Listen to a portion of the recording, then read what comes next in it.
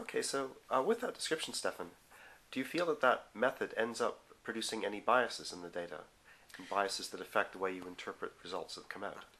So the one thing you should never do with our survey is to take any of the descriptive statistics and to actually call them, for example, the poverty rate of Ethiopia.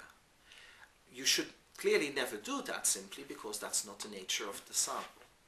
At another level, when we are going to do more analytical work, one of the key things when you do analytical work is what these days in the kind of impact evaluation language would be called common support.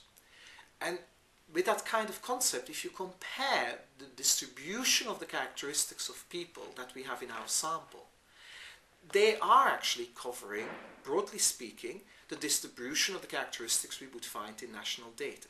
So that's one way where you can think, well, from an analytical point of view, you can use your data to actually make statements on some of the processes that may well be happening in rural Ethiopia as a whole.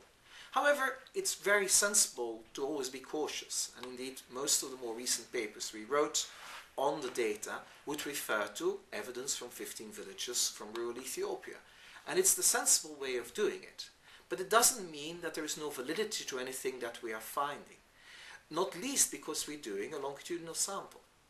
And by doing a longitudinal survey, by following people over time, we can actually study the processes over time, the changes over time, for example, in a kind of a fixed effects context, that can at least control for some of these kind of unobservable factors that may have affected